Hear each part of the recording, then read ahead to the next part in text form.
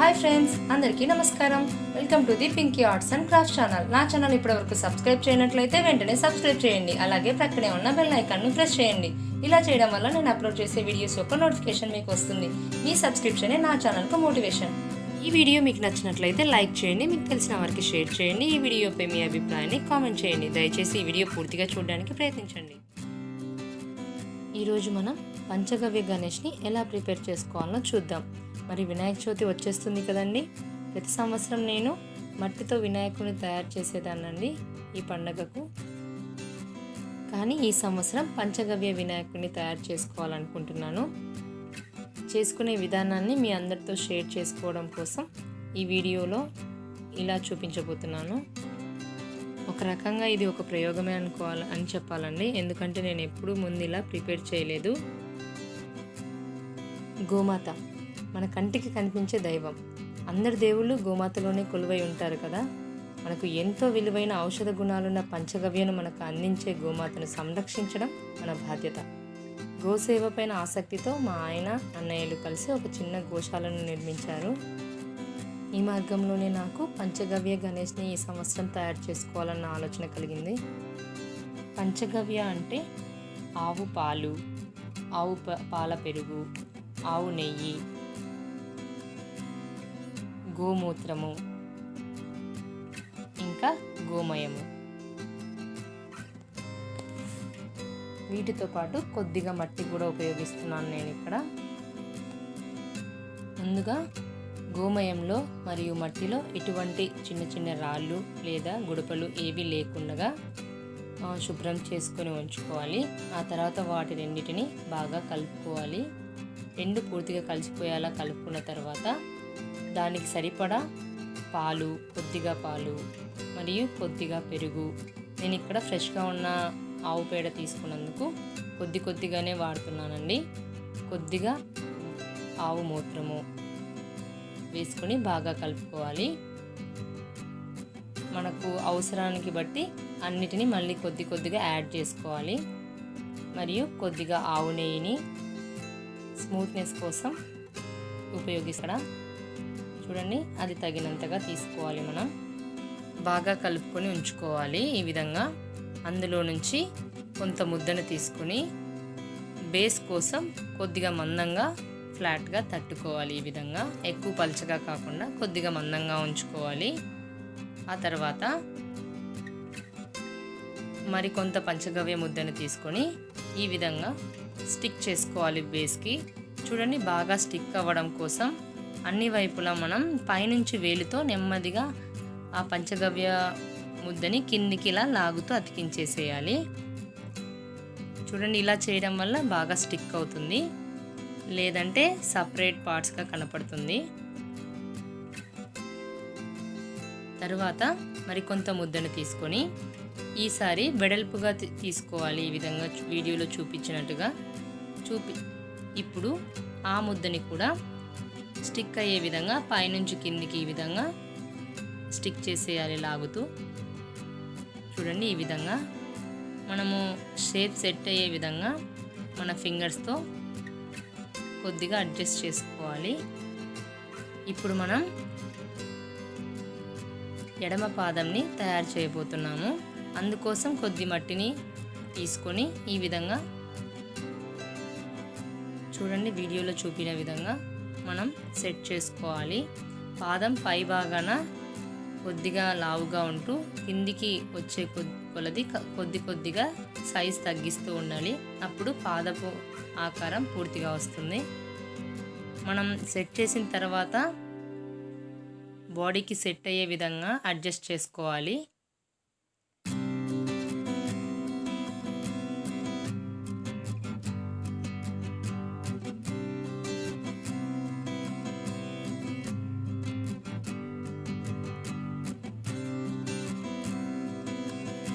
ఇప్పుడు కుడి పాదం కోసం మరికొంత ముద్దను తీసుకొని ఈ విధంగా వీడియోలో చూపినట్టుగా ప్రిపేర్ చేసుకోవాలి. సేమ్ ఇందాక చెప్పిన విధంగానే పై భాగం లావుగా ఉండి కిందికి వచ్చే కొద్దిగా సన్నగా తయారు చేసుకుంటూ రావాలి. మనం డైరెక్ట్గా అనుకున్నంత షేప్ని తయారు చేసుకోలేము కాబట్టి మనము జస్ట్ ఒక షేప్ని తయారు చేసుకుని అక్కడ ఉంచి దాన్ని బట్టి ఆ బాడీకి సెట్ అయిందా లేదా అన్న దాన్ని చూసి కొద్దిగా మనము అడ్జస్ట్ చేసుకుంటూ ఉండాలి. ఈ విధంగా చూడండి, కార్నర్స్లో అట్లా అడిషనల్గా ఉండడం వల్ల మనకు షేప్ సరిగ్గా కనపడదు కాబట్టి మనం చిన్న జాయింట్స్లో ఫింగర్తో మూవ్ చేయడం రాదు కాబట్టి మనం ఒక పుల్ల లాంటివి వాడి శుభ్రం చేసుకోవాలి. ఇప్పుడు లెఫ్ట్ హ్యాండ్ని తయారు చేసుకుంటున్నామండి. చేతి కూడా సేమ్ అదే విధంగా పై భాగాన కొద్దిగా లావుగా ఉంటూ కింది భాగానికి వచ్చే కొద్దిగా సన్నగా తయారు చేసుకుంటూ రావాలి. అంతేకాకుండా మనము అంటే చేతిలో లడ్డు ప్రసాదం ఉంచుతాము అన్న విధంగా ఓపెన్ చేసినట్టుగా చేతిని ప్రిపేర్ చేసుకుంటున్నామండి. ఇక్కడ చూడండి, మనం బాడీకి సెట్ అయ్యే విధంగా అడ్జస్ట్ చేస్తూ అడిషనల్గా ఉంటే కాస్త మట్టి ఏమన్నా ఉంటే తీసేస్తూ లేదా సన్నదిగా అట్లా షేప్ సరిగ్గా సెట్ అవ్వలేదంటే యాడ్ చేసుకుంటూ ప్రిపేర్ చేసుకోవాలి.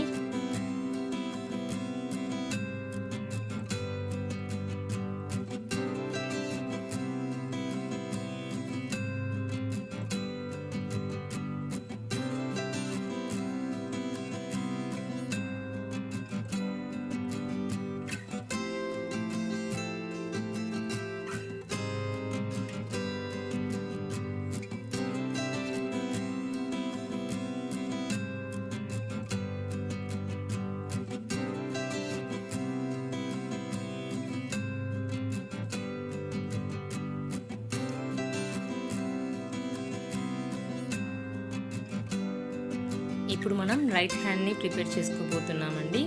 అంటే ఆశీర్వదిస్తున్నట్టుగా హ్యాండ్ ఉండే విధంగా ప్రిపేర్ చేసుకుంటున్నాము.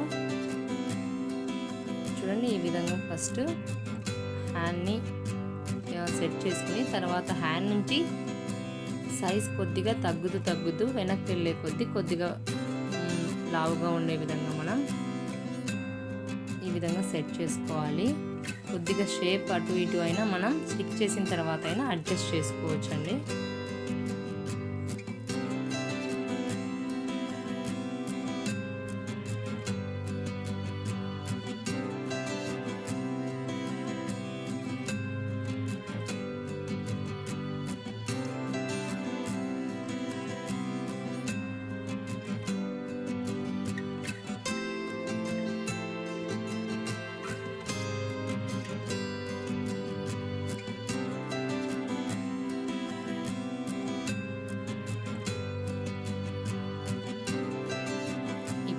అంతా సెట్ చేసుకున్న తర్వాత ఏ వైపు అయితే కాస్త తగ్గుగా లేదా ఎత్తుగా ఉంటే దాన్ని సరి చేసుకోవాలి. మనం అడిషనల్ కొద్దిగా పదార్థాన్ని యాడ్ చేస్తూ చూడండి, ఈ విధంగా హ్యాండ్ సెట్ చేసిన తర్వాత చెస్ట్ ప్లేస్లో కొద్దిగా తగ్గుగా అనిపించినందుకు నేను మళ్ళీ కాస్త పంచగవ్య పదార్థాన్ని ఉపయోగించి సెట్ చేస్తున్నాను ఈ విధంగా. ఇప్పుడు పొట్ట భాగం కూడా కొంచెం పెంచుకోవడం కోసం ఇంకాస్త పదార్థాన్ని యాడ్ చేస్తూ చూడండి, ఈ విధంగా నేను కొద్దిగా పెంచుకోవడం వల్ల మనకు విఘ్నేశ్వరి షేపు కరెక్ట్గా వస్తుంది.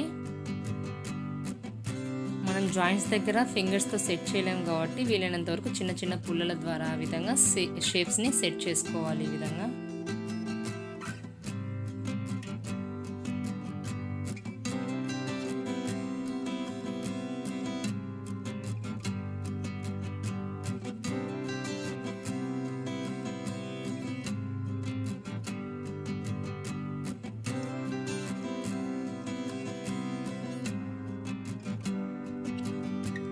ఇప్పుడు మనం హెడ్ ప్రిపేర్ చేసుకోబోతున్నాము. అందుకోసం కొంచెం పంచగవ్య పదార్థాన్ని తీసుకొని ఈ విధంగా ప్రిపేర్ చేసుకోవాలి. తలవైపు కొద్దిగా లావుగా ఉంటూ కిందికి రాను తొండం సన్నగా ఉంటుంది కదండి, ఆ షేప్లో మనం సెట్ చేసుకోవాలి.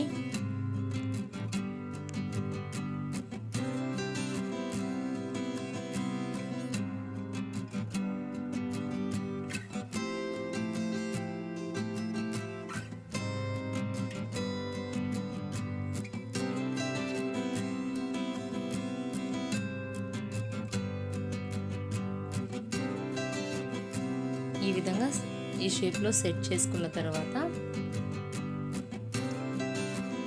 మనం ప్రిపేర్ చేసుకున్న బాడీకి హెడ్ సరిపోతుందో లేదో ఈ విధంగా చూసుకున్న తర్వాత దాన్ని బట్టి మనం అడ్జస్ట్ చేసుకోవాలి. బాడీకి హెడ్ స్టిక్ చేయడం కోసం వెనక భాగాన కొద్దిగా పదార్థాన్ని తీసేసాను నేను. ఈ విధంగా స్టిక్ చేసుకోవడం కోసం ఈజీగా ఉంటుందనేసి. చూడండి, ఇలా స్టిక్ చేసుకున్న తర్వాత మనం బాడీకి సెట్ అయ్యే విధంగా హెడ్ని సెట్ చేసుకోవాలి. ఈ విధంగా సెట్ చేసుకున్న తర్వాత నాకు తొండం ద్వారా బాడీ మొత్తం కవర్ అయినట్లుగా అనిపించడంతో నేను మళ్ళీ తొండంని కింది వైపుకి వద్దనేసి పై వైపుకి మళ్ళీ చేంజ్ చేశాను. ఫస్ట్ నేను తొండం కింది వైపుకి ఉంచి తర్వాత పై వైపుకి అడ్జస్ట్ చేశాను కదా.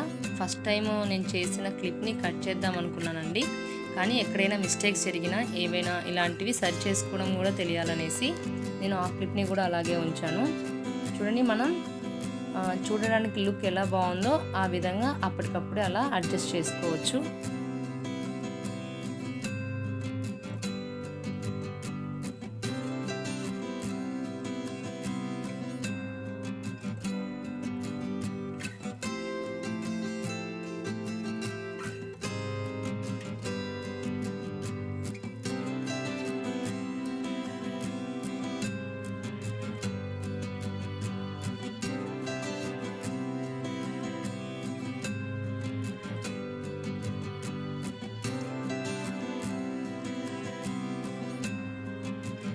హెడ్ స్టిక్ చేసిన తర్వాత లెఫ్ట్ సైడ్ షోల్డర్ కొద్దిగా చిన్నదిగా అనిపించడంతో నేను మళ్ళీ కొద్దిగా యాడ్ చేసి ఈ విధంగా షేప్ సెట్ చేసుకున్నాను. చూడండి, మీరు ఒకేసారి ఓవరాల్గా షేప్ సెట్ అవ్వదు ఎవరికైనా. అప్పటికప్పుడు మనం అవసరాన్ని బట్టి ఈ విధంగా అడ్జస్ట్ చేసుకోవాలనేసి నేను చిన్న చిన్న మిస్టేక్స్ని కూడా ఎడిట్ చేయకుండా మీకు అర్థమయ్యే విధంగా అలాగే ఉంచేసాను.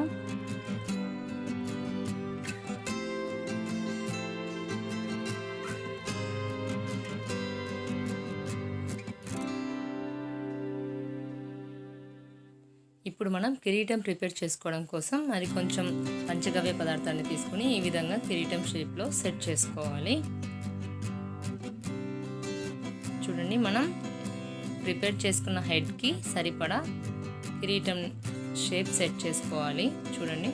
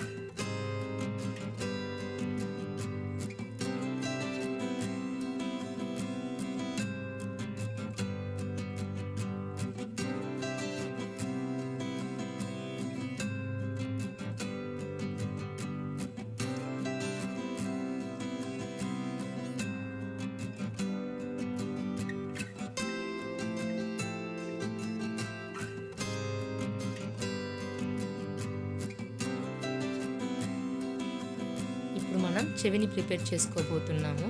వినాయకుడికి జనరల్గా చెవి కొంచెం వెడల్పుగా ఉంటుంది కదండి, ఆ విధంగా మనం షేప్ని సెట్ చేసుకొని స్టిక్ చేసుకోవాలి. రెండు వైపులా ఒకే విధంగా వచ్చే విధంగా చూసుకొని అడ్జస్ట్ చేసుకోవాలి. అన్ని చోట్ల అంతే అండి. ఏ పార్ట్ జాయిన్ చేసినా మనం బాగా బాడీకి స్టిక్ అయ్యే విధంగా వేళ్ళతో స్టిక్ చేయాలి. కార్నర్స్ అంతా ఆ విధంగా ప్రెస్ చేస్తూ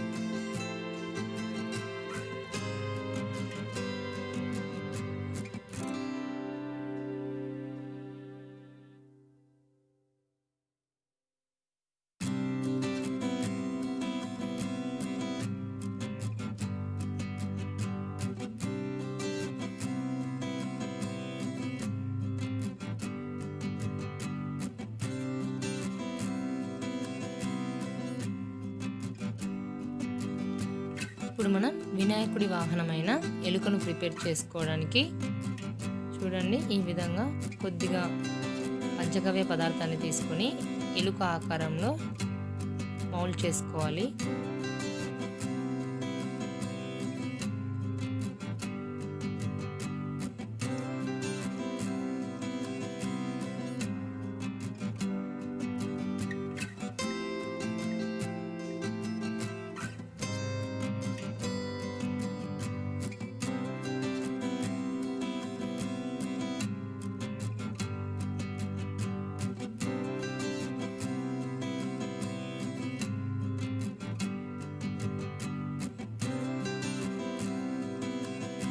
ఇప్పుడు కంప్లీట్గా మన విగ్రహం తయారైపోయిన తర్వాత మనం కొద్దిగా ఆవు నెయ్యితో ఫినిషింగ్ ఇవ్వాలండి. అంటే మొత్తం అప్లై చేయడం వల్ల అక్కడక్కడ హెత్తు తగ్గులుగా ఉన్న సరిగా లేని చోటంతా ఈవెన్గా స్మూత్గా ఉంటుంది. ఈ విధంగా మొత్తం మనం విగ్రహం మొత్తం ఇదే విధంగా అప్లై చేసుకోవాలి.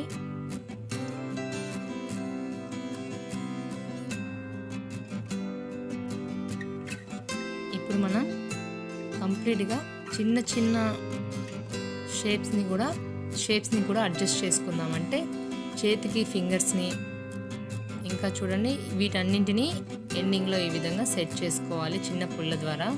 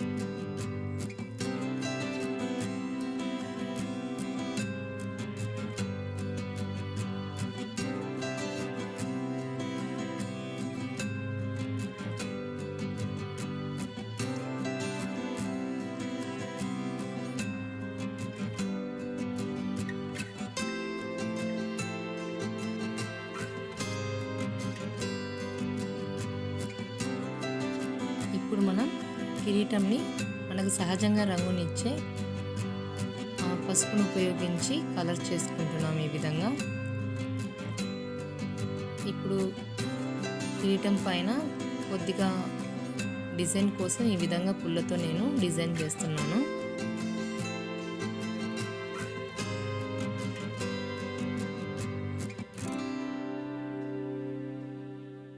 ఇప్పుడు కంటి కోసం బొట్టు కోసం నేను బియ్యపు గింజల్ని ఉపయోగిస్తున్నాను ఇక్కడ.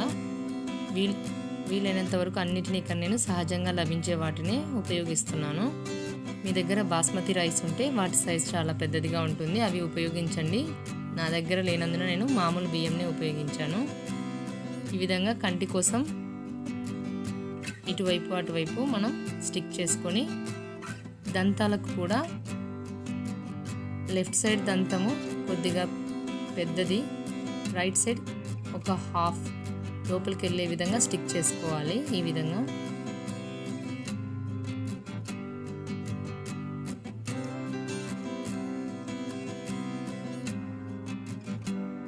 నాభి కోసం మధ్యలో ఒక చిన్న హోల్ చేశాను నేను. ఇంకా విఘ్నేశ్వరుడు పొట్ట చుట్టూ పామును కట్టుకొని ఉంటాడు కదా, ఈ విధంగా మనం ఇప్పుడు ఆ షేప్ని సెట్ చేసుకుంటున్నాం.